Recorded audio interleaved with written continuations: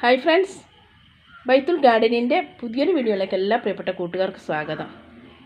എല്ലാവർക്കും സുഖമാണെന്ന് വിശ്വസിക്കുന്നു. പെരുന്നാളൊക്കെ കഴിഞ്ഞു, എല്ലാവരും അടിച്ചു പൊളിച്ചിട്ടുണ്ടാവും അല്ലേ. നമുക്കറിയാം ഇപ്പോൾ മഴക്കാലമാണ്, എന്നിട്ടും വേനലാട്ടോ. മഴക്കാലത്തും നമുക്കറിയാം നല്ല വെയിലും ചൂടും ഉണ്ട് കേട്ടോ.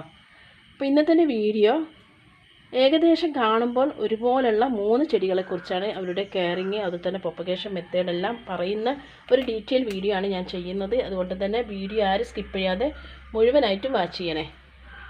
എപ്പോഴും ഞാൻ പറയുന്ന പോലെ ഇതുവരെ എൻ്റെ ചാനൽ സബ്സ്ക്രൈബ് ചെയ്യാതെ കാണുന്ന കൂട്ടുകാർ ആരെങ്കിലും ഉണ്ടെങ്കിൽ ചാനൽ ഒന്ന് സബ്സ്ക്രൈബ് ചെയ്യുക, തൊട്ടടുത്തുള്ള ബെല്ലൈക്കൺ ഒന്ന് എനേബിൾ ചെയ്യട്ടോ. അപ്പോൾ 3 ചെടികളുടെ വിശേഷങ്ങളാണ് നിങ്ങളെ ഞാൻ കാണിക്കാൻ പോകുന്നത്. അതിൻ്റെ മുന്നേ എൻ്റെ അഡീനിയം പ്ലാന്റ്സ് കണ്ടില്ലേ. എൻ്റെ ഈ അഡീനിയം പ്ലാന്റ് ചെറിയൊരു ചെടിയായിരുന്നു കേട്ടോ, ചെറിയ ചെടിയായിരുന്നു. അപ്പോൾ അതിന് ഇപ്പോൾ ഒരു മൊട്ട് വന്നിട്ടോ, കണ്ടില്ലേ, ഒരു മൊട്ട് വന്നിട്ടുണ്ട്. ഇതെനിക്ക് എൻ്റെ ഒരു ഫ്രണ്ട് തന്നതായിരുന്നു കേട്ടോ. ഇത് ഞാൻ നടുന്ന വീഡിയോസൊക്കെ ഞാൻ ചെയ്തിരുന്നു. ഒരു കുഞ്ഞ് തയ്യായിരുന്നു. ആ വീഡിയോ കണ്ടിട്ടുണ്ടെങ്കിൽ നിങ്ങൾക്ക് മനസ്സിലാക്കാൻ പറ്റും, ഒരു കുഞ്ഞ് തയ്യായിരുന്നു കേട്ടോ. ഒരു പിങ്ക് നിറത്തിലുള്ള മൊട്ടാണ് വന്നിട്ടുള്ളത്. ഇത് ഡബിൾ പെറ്റലാണോ അല്ലെങ്കിൽ സിംഗിൾ പെറ്റലാണോ ഒന്നും എനിക്കറിയില്ല, പക്ഷേ മൊട്ട് വന്നിട്ടുണ്ട്. നമുക്കറിയാം ഇതൊരു കുഞ്ഞ് തയ്യായത് കൊണ്ടാണ്. നമ്മൾ 2 വർഷം 3 വർഷമൊക്കെ ആയിട്ടുള്ള അഡീനിയം പ്ലാന്റ് ആണെങ്കിൽ നമുക്ക് മഴയത്ത് വെച്ചാലും യാതൊരു പ്രശ്നമില്ല കേട്ടോ. നന്നായിട്ട് വെയിൽ ഇഷ്ടപ്പെടുന്നൊരു പ്ലാന്റും കൂടിയാണ് ഈ അഡീനിയം പ്ലാന്റ് കേട്ടോ. അപ്പോൾ ഞാൻ കാണിക്കാൻ പോകുന്നത് 3 ചെടികളെ പറഞ്ഞില്ലേ. ഒന്ന് ഈ സിങ്കോണിയം പ്ലാന്റ് കേട്ടോ. സിങ്കോണിയം പ്ലാന്റ്സ് കണ്ടില്ലേ, ഇതിൻ്റെ ഒരു ലീഫ് കണ്ടില്ലേ, ഇവിടെ ഒരു വി ഷേപ്പാണ് കണ്ടില്ലേ. ഈ ഒരു വി ഷേപ്പ് നല്ല ഭംഗിയാർന്നിട്ട് ഒരുപാട് വെറൈറ്റി സിങ്കോണിയം പ്ലാന്റ്സ് ഇന്ന് അവൈലബിൾ ആണ് കേട്ടോ. ഇതൊരു പിങ്ക് നിറത്തിലാണ്. ഈ സിങ്കോണിയം പ്ലാന്റ്സിൻ്റെ ഒക്കെ ഞാൻ പേരും അതുപോലെ തന്നെ എല്ലാം പറയുന്ന വീഡിയോസ് ഞാൻ ചെയ്തിട്ടുണ്ട് കേട്ടോ. ഓരോന്നിൻ്റെ പേര് പറയുന്ന വീഡിയോ ഞാൻ ചെയ്തിട്ടുണ്ട്. അപ്പോൾ ഇത് ഇതിനൊക്കെ ഇവിടെ ഒരു വി ഷേപ്പാണ് കണ്ടില്ലേ. ഇവിടെ ഒരു വെട്ടുപോലെ നല്ല ഭംഗിയുള്ള ഇല കാണുമ്പോൾ നമുക്ക് ഏകദേശം ഞാൻ അടുത്ത കാണിക്കാൻ പോകുന്ന ആ 2 ചെടിക്കും ഏകദേശം സാമ്യമാണ് കേട്ടോ ഈ സിങ്കോണിയം പ്ലാന്റ്. അപ്പോൾ സിങ്കോണിയം പ്ലാന്റ്സിൻ്റെ ഒരു വെറൈറ്റി ഇതാ കണ്ടില്ല. ഇവിടെ ഒരു വി ഷേപ്പാണ് കാണുന്നുണ്ടെങ്കിൽ, ഒരു വി ഷേപ്പായിട്ടാണ് ഉള്ളത്. അപ്പോൾ ഈ സിങ്കോണിയം പ്ലാന്റ്സിൻ്റെ പ്രത്യേകത എന്ന് പറയുന്നത് ഇതിനൊരു വള്ളി പോലെ കണ്ടില്ല, ഇങ്ങനെ വള്ളി പോലെ വന്നിട്ട് ഇതിലൊക്കെ ഇതിൻ്റെ മുകളിലും ഓരോ ഇതിൻ്റെ നോഡിലും എന്തുണ്ടാകും, വേരുണ്ടാകും. അപ്പോൾ നമുക്കത് വെച്ചിട്ടുണ്ടെങ്കിൽ വേഗം പിടിപ്പിച്ചെടുക്കാൻ പറ്റുന്ന ഒരു പ്ലാന്റാണ് കേട്ടോ. നല്ല ഭംഗിയായിട്ടുള്ള നല്ലൊരു പച്ച കേട്ടോ ഇത്. അപ്പോൾ അടുത്ത ചെടി ഞാൻ കാണിച്ചു തരാം. അടുത്ത ചെടിയാണ് ഈ കലേഡിയം പ്ലാന്റ്. കലേഡിയം പ്ലാന്റിനും കണ്ടില്ലേ, ഇവിടെ കാണുന്നില്ലേ, ഇവിടെ ഒരു വി ഷേപ്പാണ്. അപ്പോൾ ഏകദേശം കാണുമ്പോൾ സിങ്കോണിയം പ്ലാന്റ്സും കലേഡിയം പ്ലാന്റ്സൊക്കെ ഒരുപോലെ പെട്ടെന്ന് കാണുമ്പോൾ ഒരുപോലെ നമുക്ക് തോന്നുന്നതാണ് കേട്ടോ. ഏകദേശം നമുക്ക് കാണുമ്പോൾ ഇത് കണ്ടില്ലേ, ഇത് നല്ലൊരു ഭംഗിയാന്നിട്ടുള്ള ഒരു കലേഡിയം പ്ലാന്റ് ആണ്. ഇതൊക്കെ നമുക്ക് പറമ്പിൽ നിന്ന് കിട്ടുന്ന കേട്ടോ. ഈ പറമ്പിൽ നിന്നൊക്കെ നമുക്ക് കിട്ടുന്ന നല്ല ഭംഗിയാന്നിട്ടുള്ള കലേഡിയം പ്ലാന്റ് ആണ് കേട്ടോ. ഈ കലേഡിയം പ്ലാന്റ്സിന് നമുക്കറിയാം ഒരു വിത്ത് ഉണ്ടാകും, ഒരു ബോൾ പോലത്തെ ഒരു വിത്ത് ഉണ്ടാകും. ആ വിത്തിൽ നിന്നാണ് നമുക്ക് തൈകളുണ്ടായി വരുന്നത്. ഈ ഒരു കലേഡിയം പ്ലാന്റ്സിൻ്റെ ലീഫ് കണ്ടില്ലേ, നല്ല റെഡും വൈറ്റും ഗ്രീനും കൂടിയിട്ടല്ലേ. ഇതിൽ ഓറഞ്ച് കളറാണ്, യെല്ലോ ഓറഞ്ചൊക്കെ കൂടിയിട്ട്. ഇത് ഞാൻ നഴ്സറിയിൽ നിന്ന് വാങ്ങിയിട്ടുള്ള ഒരു കലേഡിയം പ്ലാന്റ് ആണ് കേട്ടോ. ബാക്കിയൊക്കെ ഞാനിങ്ങനെ പറമ്പിൽ നിന്നൊക്കെ ശേഖരിച്ചിട്ടുള്ള കലേഡിയം പ്ലാന്റ് ആണ്. നല്ല ഭംഗിയാണ് കാണാൻ കണ്ടില്ലേ. ഇതിൻ്റെയൊക്കെ ലീഫ് കാണുമ്പോൾ നല്ല ഭംഗിയാണ്.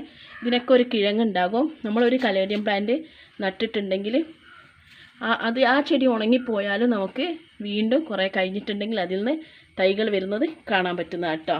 നല്ല ഭംഗിയില്ലേ.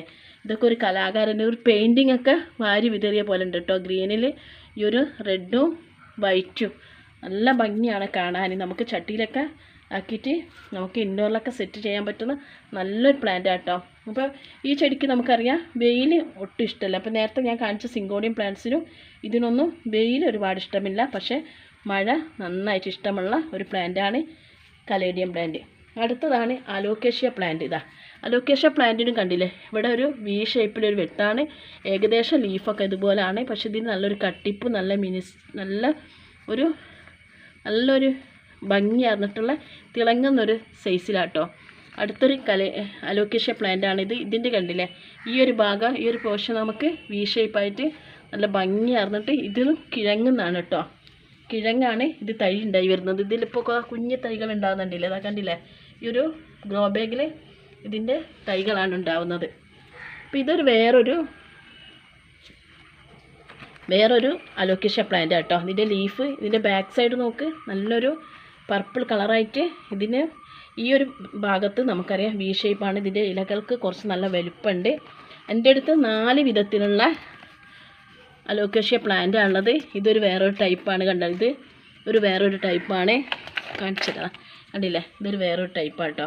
അപ്പോൾ ഇത് വേറെ, ഇത് അങ്ങനെ 4 സൈസിലാണുള്ളത്. ഇതിനൊക്കെ കിഴങ്ങാണ്.